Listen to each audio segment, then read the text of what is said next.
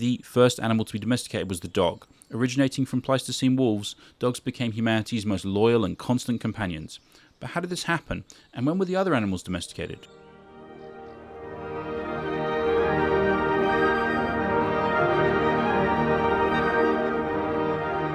Hello and welcome back to What's Past as Prologue. This is the channel where we talk about the story of civilization by Will and Ariel Durant.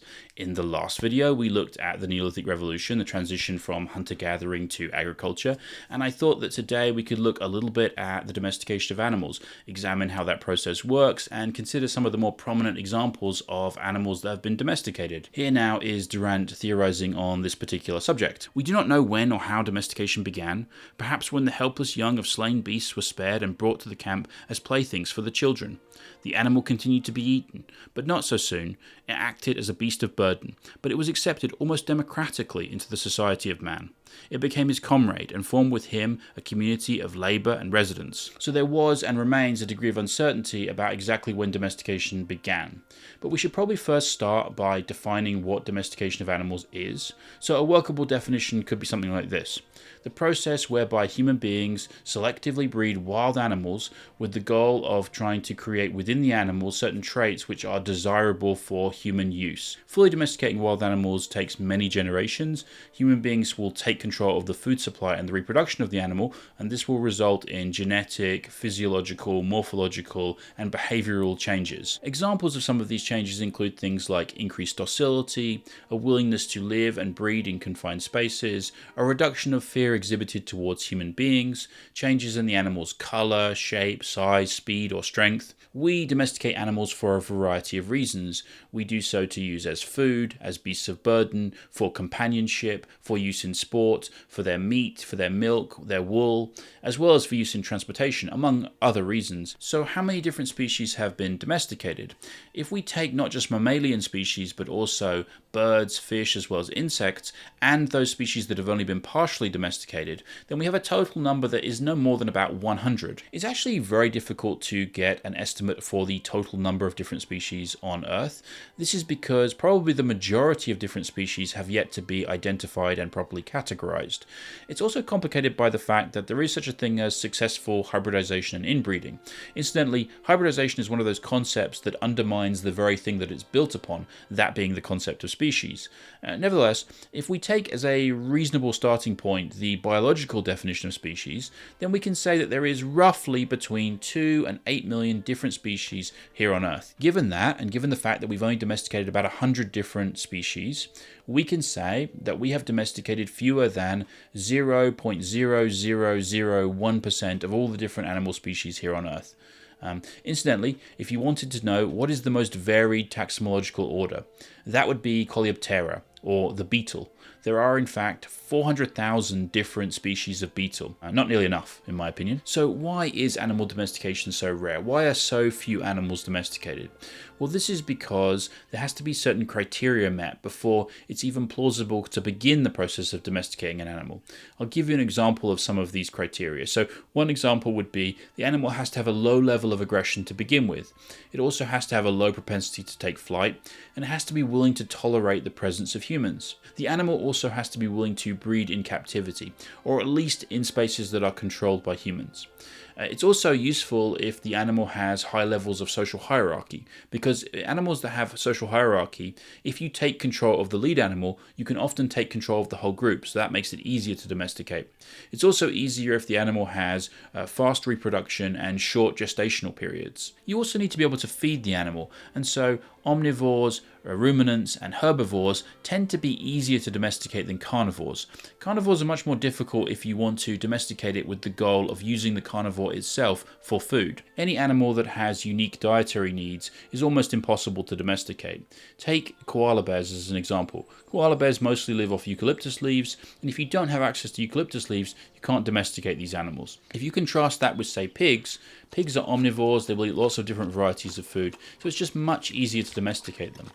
These criteria aren't absolute, but they're useful as a general guide. These are some of the reasons why some animals are easier to domesticate and others are more difficult. I have another quote from Durant from a later section, and this is what our author says. A certain natural sociability may have contributed to the association of man and animal, as we may still see in the delight that primitive people take in taming wild beasts and filling their huts with monkeys, parrots, and similar companions. When Durant here talks about taming, it's important not to confuse taming with domestication. These are two related but distinct concepts. Taming usually involves training individual wild animals to perform certain tasks, usually through positive reinforcement. Lions are a really good example of this. You can tame a lion, but you can't fully domesticate one.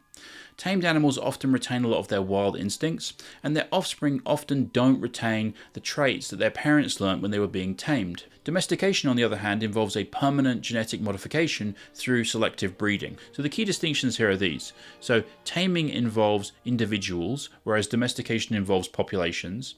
Taming involves short-term training, whereas domestication involves breeding. Taming involves short-term behavioral changes, whereas domestication involves potentially permanent genetic, morphological, and physiological changes. It's also not the case that all animals that are bred in captivity are domesticated. Animals bred in captivity can still be wild, and animals bred in the wild can still be domesticated. Rewilding domesticated animals is actually a very difficult thing to do. This is because these animals have become dependent upon human beings, and they've lost their natural instinct to fend for themselves. And so getting them to adapt to a wild environment is actually a very difficult thing to do. The moral question naturally springs to mind. Do we have a right to domesticate these animals? Now, this is an important question and one that we shouldn't be dismissive of.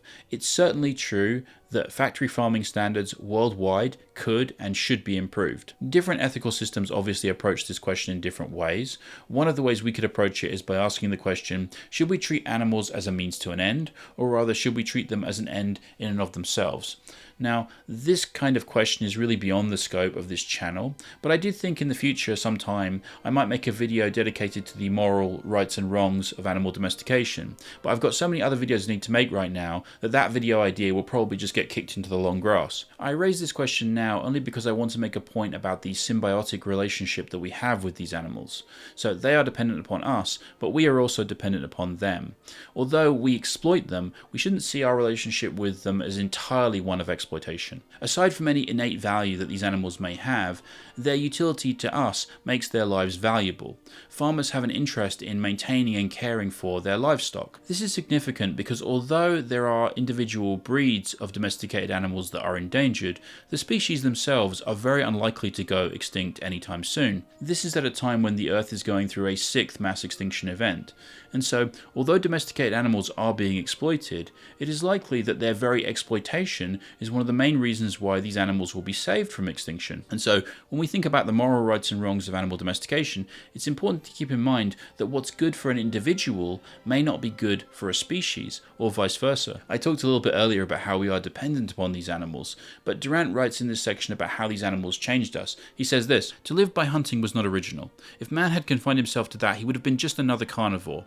He began to be human when, out of the uncertain hunt, he developed the greater security and continuity of the pastoral life." This pastoral life was built on the domestications of plants and animals. One of the things we tend to do is we tend to say that we are fundamentally different than all the other species on the planet. This idea comes from religion, it comes from philosophy, it comes from Descartes, and it is mostly wrong. One of the interesting things is that since the end of the Second World War, scientists have taken a renewed interest in the abilities of other animals on the planet. And what we found is there's a far greater degree of similarity than we had originally realized. Now, as Durant says, if we had confined ourselves to hunting, we would have just been another carnivore on the planet. What makes us fundamentally different is this domestication of plants and animals. That's really what separates us out from the other species on the planet. So when, where, and which animals were first domesticated? In a later chapter in this first volume, Durant gives us his best estimate. Now, it's important to remember that he wrote this book in the 1930s, and subsequently there's been another 90 years of archaeological work that's been done, plus all the work of the geneticists. So anyway, This is what he writes. Meanwhile, the men of the New Stone Age were establishing another of the foundations of civilization, the domestication and breeding of animals. Doubtless this was a long process, probably antedating the Neolithic period. The oldest bones in the Neolithic remains, circa 8000 BC, are those of the dog, the most ancient and honourable companion of the human race. A little later, circa 6000 BC, came the goat, the sheep, the pig and the ox. Finally the horse, which to Paleolithic man had been, if we may judge from the cave drawings, merely a beast of prey, was taken into the camp, tamed and turned into a beloved slave. In 100 ways he was now put to work to increase the leisure, the wealth and the power of man. The new lord of the earth began to replenish his food supply by breeding as well as hunting, and perhaps he learned in this same Neolithic age to use the cow's milk as food. So Durant's order in terms of animal domestication still basically holds up. The main difference between what he wrote in the 1930s and what we have today is that the new archaeological discoveries have pushed the dates back a little bit. The first animal to be domesticated was the dog. Archaeologists have now found bones from prehistoric dogs that date back to 12,000 BC in Oberkassel in Germany, and genetic studies suggest that the dog's domestication may have taken place as early as 34,000 BC. There are many things we don't know. For example, where were dogs first domesticated? We know they were domesticated in Eurasia, but Eurasia is an enormous area. Another question we don't know is, were dogs domesticated in one place at one time, or were they domesticated in multiple places at multiple times? We just don't know the answers to these questions. For a long time it was believed that the dog originated from the grey wolf. We now know that both the dog and the grey wolf share a common ancestor, a Pleistocene wolf that is now extinct. The closest extant relative to the dog, however, is still the grey wolf. So how did it happen? How did this Pleistocene wolf become the modern dog? Well, there are lots of theories. One of these theories is that these Pleistocene wolves were drawn to human camps, and they were drawn there because of the smell of and desire for food, and that human beings would tolerate the less aggressive wolves, and they would feed them scraps from the campfire, and that gradually over time this is how they domesticated wolves. So perhaps human beings cared for these dogs, and they looked after them, and in return the dogs would warn about approaching threats that they heard coming to the camp, and they would also help in terms of tracking and hunting prey. This was a mutually beneficial relationship. Another theory is that early human beings would watch this Pleistocene wolf, and they would watch it as it hunted its prey, and when it killed its prey they would move in quickly and scavenge the carcass, and then that is how they came into contact with these Pleistocene wolves, and that was the beginning of their domestication. Another theory is that early human beings would simply tolerate the more docile and passive of these Pleistocene wolves around the camp, and therefore these wolves would come into contact with similarly docile and passive wolves, and that they would breed and then pass that trait on to subsequent generations, and that gradually, effectively, these Pleistocene wolves would domesticate themselves. Dogs are the largest carnivore to have been domesticated so far. They're also the most diverse animal to have been domesticated. This is because today we have hundreds of different dog breeds. Today there are guard dogs, racing greyhounds, police dogs, dogs that help the blind, rescue dogs, and also dogs that provide companionship for millions of people around the world. Konrad Lorenz once said, "The bond with a true dog is as lasting as the ties of this earth will ever be." And he was right about that. If we go from our canine to our feline friends, then we can see that cats were first domesticated in the Fertile Crescent and in Egypt around 7500 BC. Again, as with dogs, it's possible that cats were domesticated separately at different times in different places. It's very tempting to associate cat domestication with ancient Egyptian society, given the prominence that cats had in ancient Egypt. There were multiple cat-headed deities that were worshipped, deities like Bastet and Sekhmet. The modern domesticated cat originates from the African wild cat. It's a member of the Felidae family. This family also includes animals like lions, tigers, leopards, jaguars, but the modern cat is the only member of this family to have been fully domesticated. Interestingly, domesticated cats will meow as a form of communication with their owners, but wild cats tend to be a little bit quieter. It's very likely that cats were bred with the intention of trying to get them to hunt rodents and birds in order to protect grain stores. It's interesting to compare cat and dog domestication in terms of outcomes. Cats tend to be a little bit wilder than dogs. This is likely the case because human beings took a more active role in dog domestication than we did in terms of cat domestication. You can also see this in terms of the number of different breeds. There are far more breeds of dogs than there are breeds of cats. Dogs also tend to be a little bit more in tune with human beings' emotions. It's likely that this is because we have spent thousands of years co-evolving with dogs longer than we have co-evolving with cats. From the Bovidae family, Ovis aries, or sheep, were first domesticated in the Fertile Crescent around 10,000 BC. Originating from wild mouflon, sheep were first domesticated for their meat and milk. Later, they were selectively bred for their woolly coats. Sheep have proven particularly particularly adaptable to different environments, with their woolly coats especially useful in colder climates. Sheep hold a major religious significance for all three Abrahamic religions. In Christianity, the followers of Christ are often called the flock, whereas Christ himself has a symbolic double role of being both the Good Shepherd as well as also the sacrificial Lamb of God. In the Islamic tradition, sheep have a role in the festival of Eid al-Adha, which, along with Eid al-Fitr, is one of the two major festivals of the Islamic calendar. The festival of Eid al-Adha is based on the story of Abraham and his instruction from God to sacrifice his son. There are some interesting variations in this story between the Islamic tradition and the Christian tradition. So, in the Islamic tradition, Abraham obviously becomes Ibrahim, and it's not his son Isaac that's going to be sacrificed, but rather his son Ishmael. Also, Muslims tend to believe that these events took place closer to Mecca, whereas Christians tend to believe that these events took place closer to Jerusalem. In the Christian version of this story, Abraham is often depicted as being deeply internally conflicted about this instruction from God. He really doesn't want to sacrifice Isaac, and of course, at the last moment, an angel comes down from heaven and prevents the boy from being sacrificed. Whereas in the Islamic tradition, Ibrahim is not nearly so internally conflicted. He, in fact, has surrendered this decision to God. And in fact, this is one of the central ideas of Islam, which is the idea of surrendering to God. In fact, the word Islam itself means to surrender to God. And so in that version of the story, Ishmael is of course also saved. God prevents him from being sacrificed, but instead they sacrifice a sheep, which is why when you see the Islamic festivals, often Muslims will sacrifice a sheep to commemorate this event. Pigs were first domesticated in the Fertile Crescent around 8000 BC, and again they were independently domesticated a few thousand years later in China. Pigs originate from wild boar, and they were first bred for the purpose of use as food. Pigs are omnivores. They famously eat a wide variety of different foods. This made them an obvious target for early domestication. The fact that farmers didn't have to worry about what types of food they were going to feed them made them easier to maintain. Compared to other animals, pigs have relatively short gestational periods and large litter sizes. They can live for up to 20 years. They have relatively poor eyesight, but a very keen sense of smell. This is why in France they are often used to sniff out truffles. Pigs are famously intelligent animals. They're also much more clean than their reputation would have you believe. They're also highly social animals. Pigs really deserve much more respect than they currently have. When it comes to cattle, obviously adult males are called bulls and adult females are called cows. They were first domesticated again in the Fertile Crescent around 8500 BC. They were also independently domesticated in the Indus Valley. Cattle originate from wild aurochs and were selectively bred for their meat, their milk, and as draft animals, they help farmers to pull plows. Historically, owning cattle was a very important signifier in terms of social status. It played a role in social stratification. It also shaped our various languages. Here's Durant talking about the subject. Cattle were a convenient standard of value and medium of exchange among hunters and herders. They bore interest through breeding, and they were easy to carry since they transported themselves. Even in Homer's days, men and things were valued in terms of cattle. The armor of Diomedes was worth 9 head of cattle. A skillful slave was worth 4. The Romans used kindred words, pecus and pecunia, for cattle and money, and placed the image of an ox upon their early coins.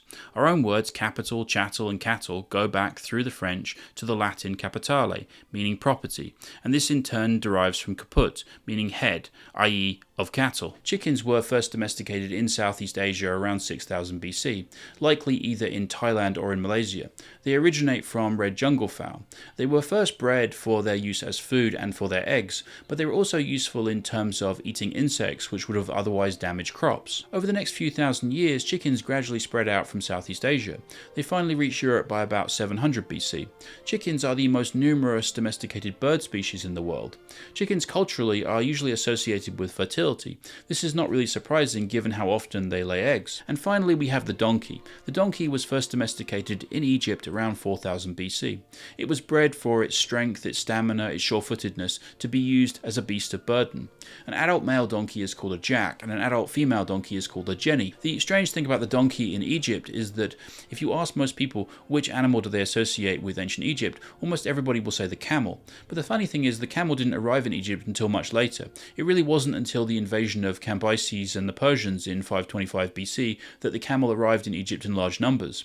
And so if you look at ancient Egyptian art, you won't really find a lot of camels, but you will find a lot of donkeys. Donkeys, of course, are also associated with nativity scenes. Mary is supposed to have ridden a donkey into Bethlehem, but people will often say there's no mention of the donkey in the Bible, but of course that rather misses the point. The point is that Mary is riding a donkey because it's supposed to emphasize the humble nature of Jesus' birth. So there are some of the animals that were first domesticated. Incidentally, all of these animals were first categorized by Linnaeus in 1758 in his 10th edition of the Systema Naturae, which is probably the most important work in the history of taxonomy. So what was the impact of all of this animal domestication? Well, our author has something to say, so here we go. Here's another quote from Durant. "The miracle of reproduction was brought under control, and 2 captives were multiplied into a herd.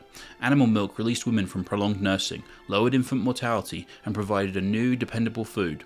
Population increased, life became more stable and orderly, and the mastery of that timid parvenu, man, became more secure on the earth." There were both positive and negative effects of the domestication of animals. The main negative effect was the increased zoological transmission of viruses and disease.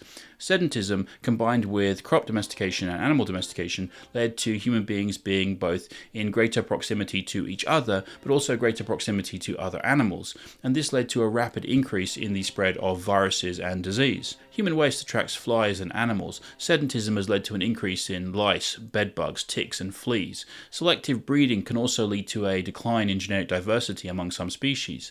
These are just some of the ways in which domestication of animals has had some negative effects. On a more positive side, human beings have more access to regular food, as well as a more varied diet. Animals also helped as beasts of burden, pulling plows and trampling over harvested grains to make threshing easier. Donkeys and mules also transported goods over long distances. These animals also helped increase the speed of communication. Also, human clothes were made out of animals using wool, fur, and leather. Animals help with protection of human beings. Also, they help entertain us in sports. Cows, sheep, cats, among others, are important religiously. In fact, there's almost no domesticated animal that hasn't at some time or another been both deified and then worshipped. These animals have also affected the landscape, particularly with regards to herding. Now, these are just some of the ways in which animal domestication has affected us, but I left the most important one till last, and that is the unconditional love, loyalty, and companionship of our pets. At a time when a lot of people find the world a very confusing and often very sad place, it is our pets that give us a real consolation in life.